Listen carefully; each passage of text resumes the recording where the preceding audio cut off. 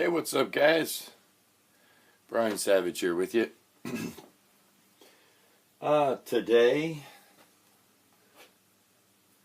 should be the last we do on this. We're putting the strings on it. We worked on it a lot yesterday, which I got kind of anxious and kept working on it, and I should have quit yesterday. And last night while I was doing the wiring and putting in the parts on it, I got a little rambunctious. I don't know if you'll be able to make it out or not, but let me see. Yeah. Right there. Right along here. I got a couple little tiny little dings to my finish. There, you can make them out. See them? I know if it's that hard to make out, then that's no big deal. And it would definitely buff out. But when you got a finish that's like that, I mean, you know, hate to have those on there. And the only reason they're on there is I got in a hurry. I didn't put my phone down on the guitar like I should have. I didn't do a lot of things I should have done. My fault. So, you know, yeah, I could disassemble and buff it out. And if I do have to end up disassembling to, if I have to shim the neck, which I'm not sure of yet, or if I have to, this volume pot was really noisy last night when I was just touching to test and making sure I was getting continuity. This switch is not my favorite, we'll say. I think I have some other switches. I usually do. Well, in fact, I know I do.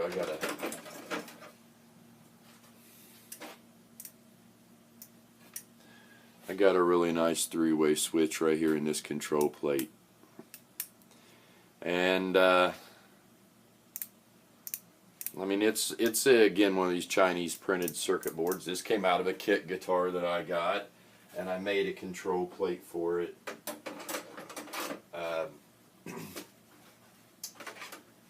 You do get 2 pickup rings, because these pickups come in pickup rings, which you cannot use. It was an odd thing. We got the cord, and we're going to need, the reason we need this cord is also in this cord, is the wrench to adjust the saddles and the truss rod wrench.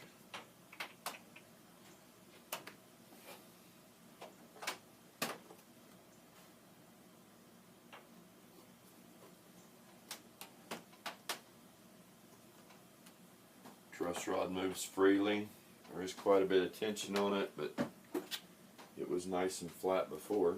We'll put the cord back in. Well, we might as well leave the cord out because we're going to test this thing out when we get it strung up. And of course we need the strings. Other things that you get that's kind of leftovers that doesn't apply to this. Well, maybe not it's a leftover. You do get a truss rod cover, but the truss rod cover is very flat. And it is not pre-drilled for a truss rod cover.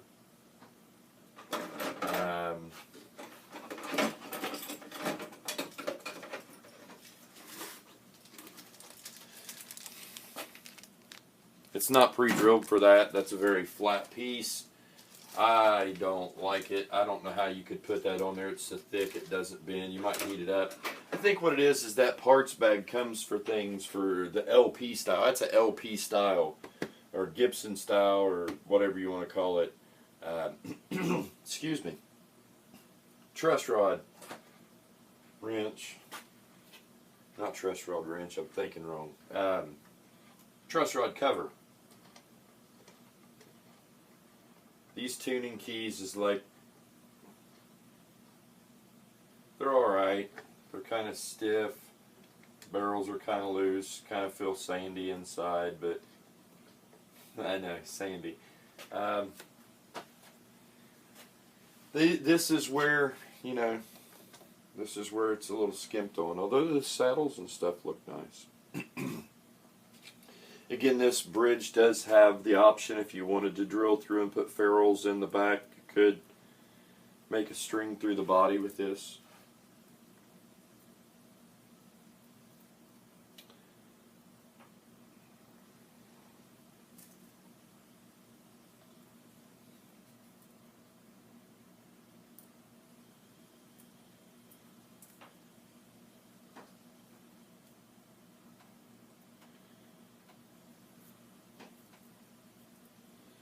Don't like this. This is going to drive my cat crazy. I'm unwinding these things. They were very wound up in a very, very tight circle. It's just fling, fling, fling.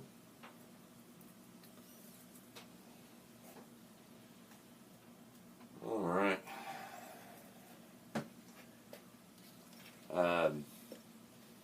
This strings from the factory here that they're using, I don't even know what gauge they are. Not sure. But this is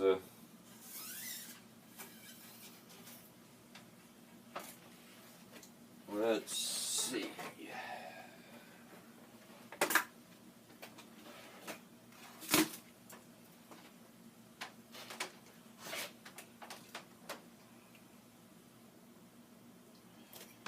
.42 on the Largy. It's probably 9s.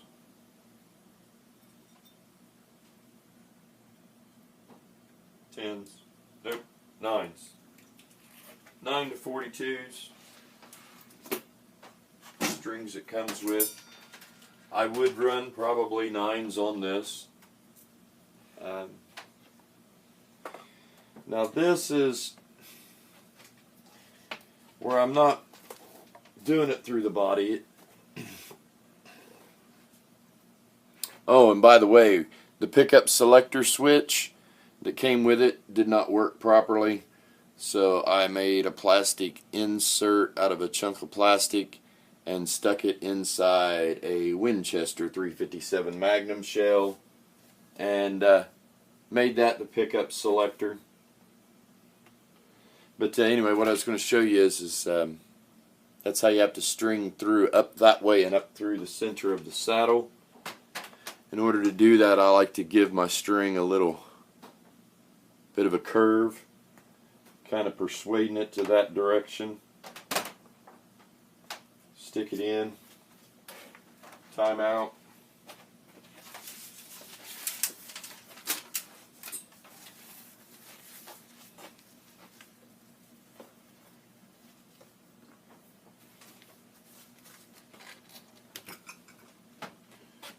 I'm not going to jack up this body. We're stringing it at the end. See, I didn't do that last night. I didn't take the time. I didn't stop because I was tired and I was in a hurry and all that. Don't do that. As my parents used to tell me frequently when I'd say, but you did. They would tell me, do as I say, not as I do. For instance, just like this. Some people do not do this. They say this is the worst thing in the world. String from the outside, flip it over, as I call it, lock it in the string. Yeah. Wow, that is like it has sand inside it.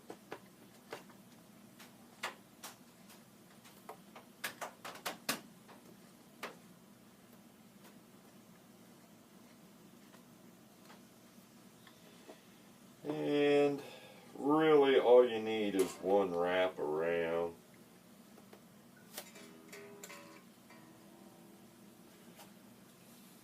Okay.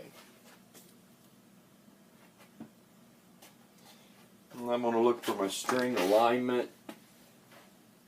How is it shooting down the fret, the neck? am I running this way or this way with the string? You know, a lot of that again is predetermined by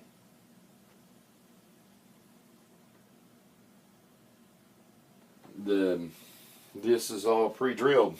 So okay, I know I know I got crazy string height here.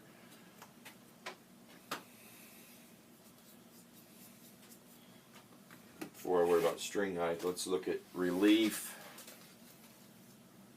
There is absolutely none, but there is also still no tension on it, so expectedly probably no relief. Just so I'm not looking at something silly here.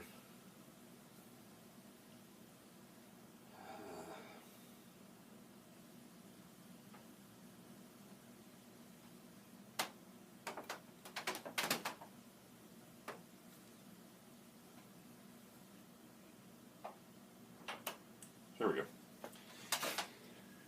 This one's different than the one I had before. I had one by, and this come from, I got stuff all over it already.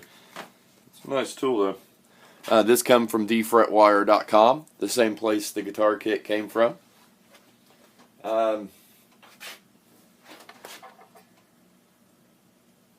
And was the one I'm used to had 30-second readouts on it, and it was measured in 30 seconds. I measure at the 12th fret, and I'm looking for 0.60 inches. Oh, and let's see, the equivalent of that would be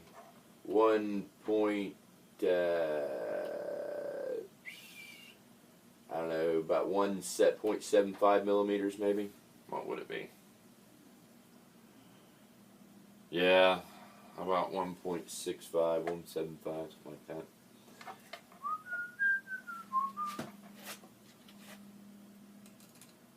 There's very little tension on the string, but there is enough tension to keep the string straight.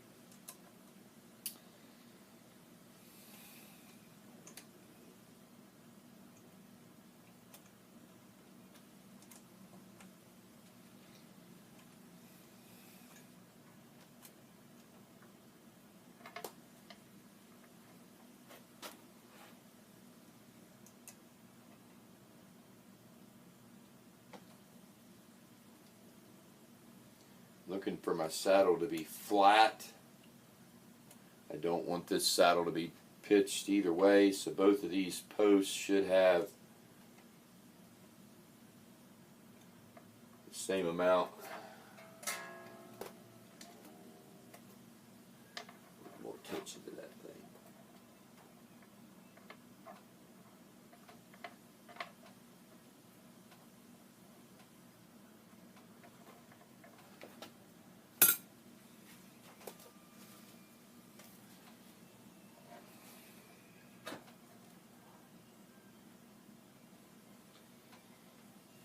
Looking down the overall action.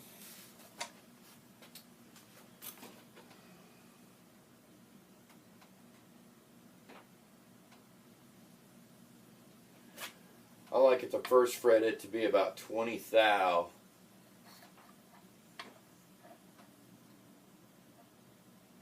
It's a little high.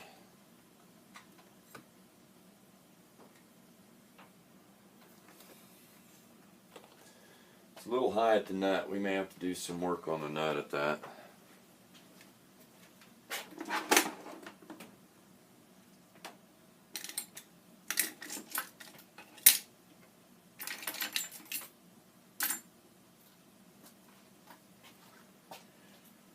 Let's just see where we are at. Where we are.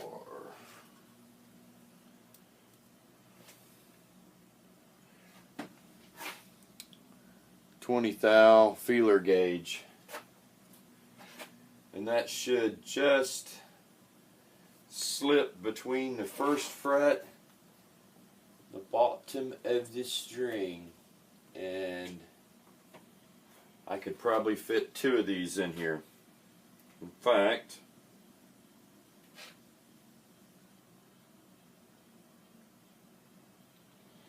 Let's just try it. Let's put a 22 and a 20. So we got 42 thou.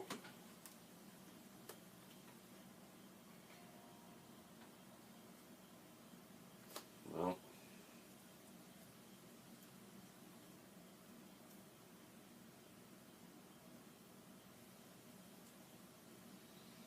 let's try a 20 and an 18.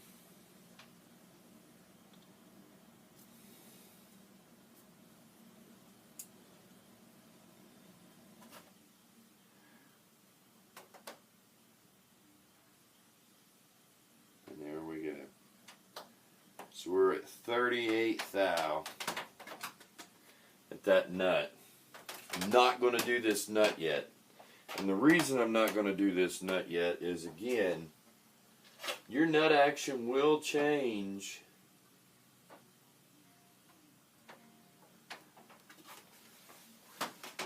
Well, I tell you, that just seems high as, oh, get out.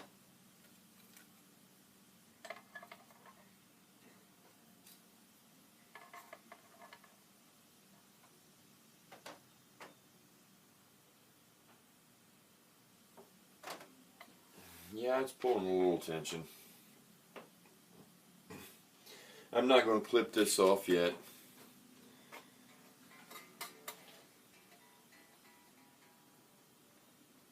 Because I think, a lot of this is going to settle. Pull up, settle, move around. I know I'm good and tight in my neck pocket. Not worried about that.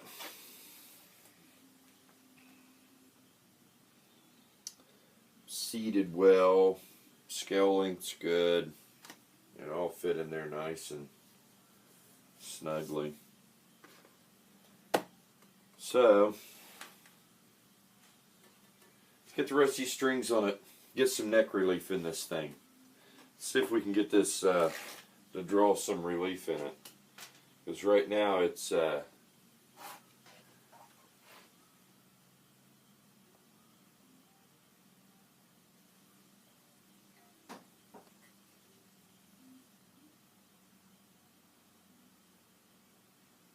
right now I still got that thing dead flat.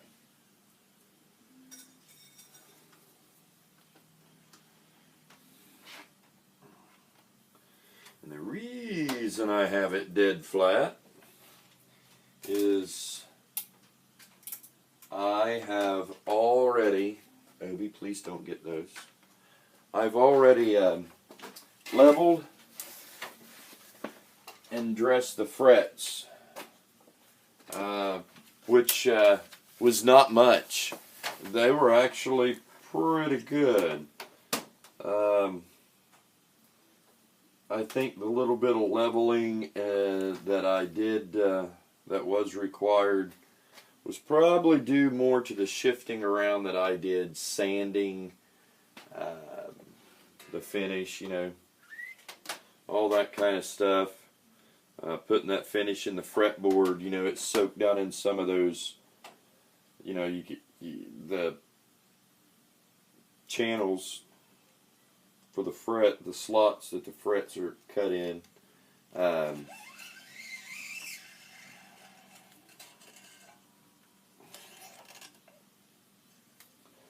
know that it soaks down in there. That's going to cause some of them to rise from the moisture getting in there, swelling the wood, those kind of things. And that's fine. I expected that. Wholeheartedly expected that. Obi's about to get himself in a situation. Hear him banging around. He's wanting to play with the strings, aren't you, baby? Can you see him there? You see his head and his tail moving and spinning.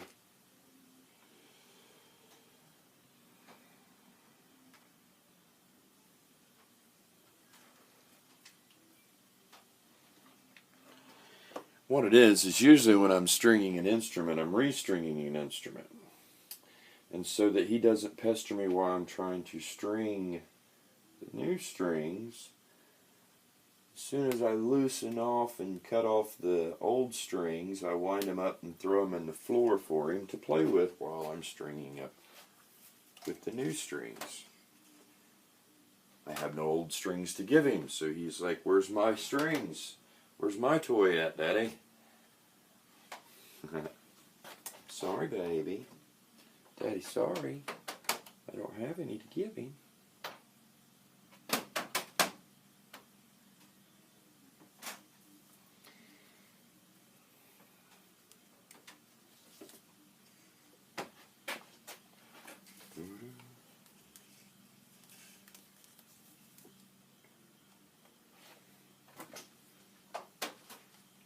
He decided to give it up.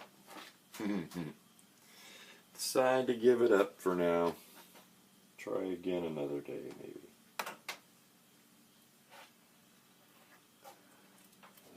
Okay.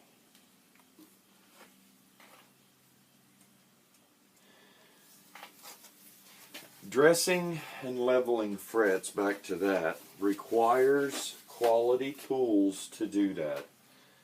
Quality files, quality blocks, quality measuring tools to make sure that things are flat and straight before you go crazy. There's a million sources out there on how to get those things.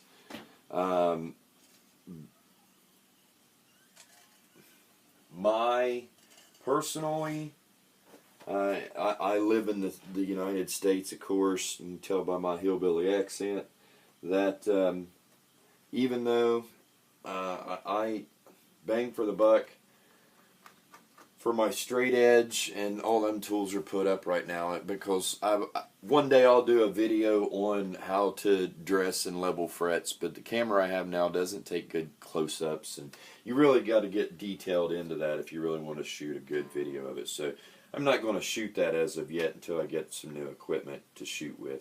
But there's a million videos out there. My personal favorite is Crimson Guitars. Not only for their videos on how to dress and level.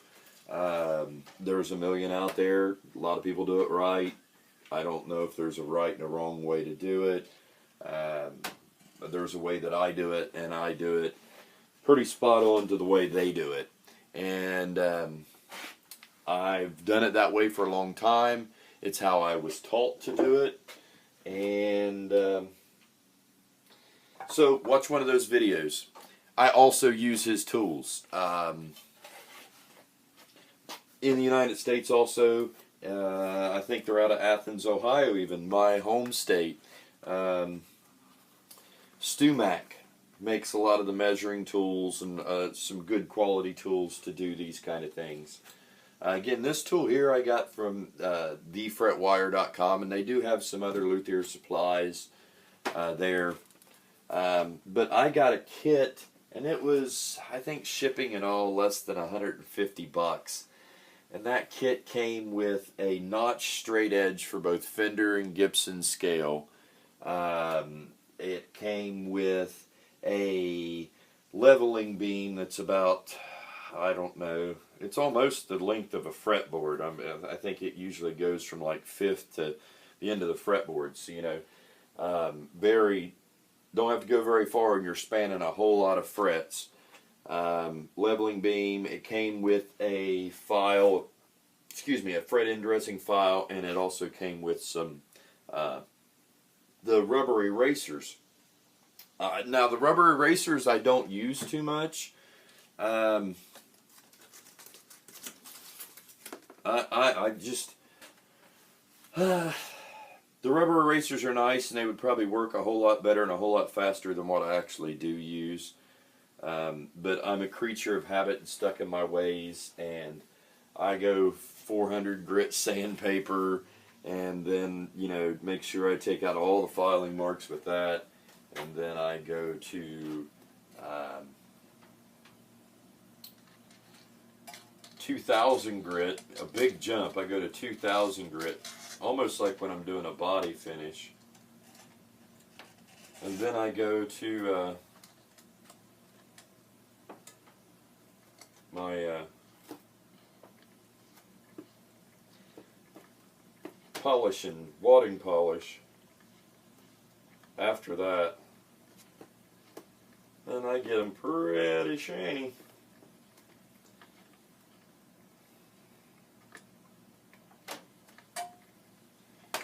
They end up pretty shiny.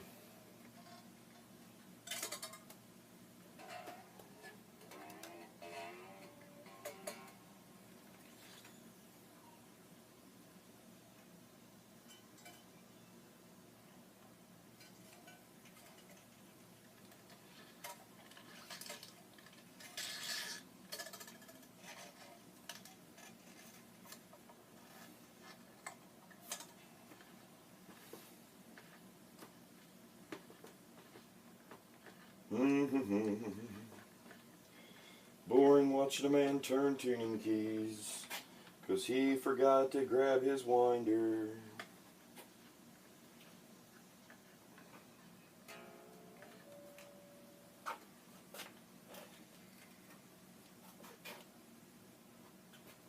That'll teach him to be not prepared.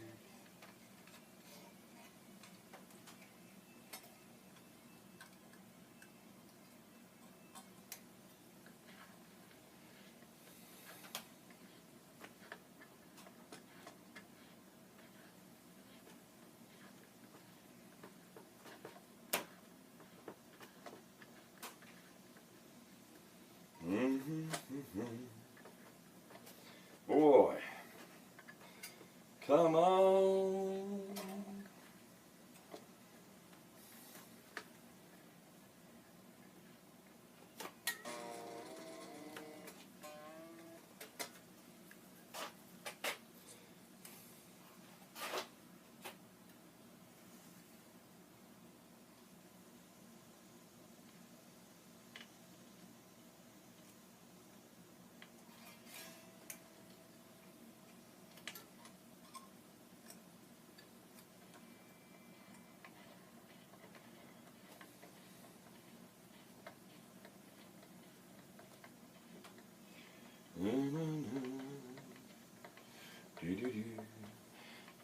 Well, guys, I tell you, one more string here, just so you can see the accomplished.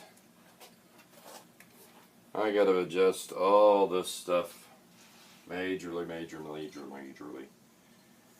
And you have seen me go through, if you've watched my videos, you've seen me go through a setup with truss rod adjustments and saddle adjustments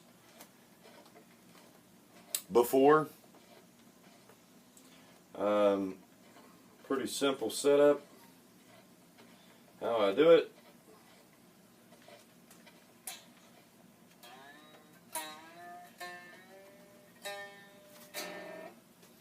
You can go to Fender's website, you can go to a lot of other websites out there, and you can get the specs as far as what the measurements are to be for the scale length guitar that you have, that what you're trying to achieve with the fretboard radius and all that kind of stuff.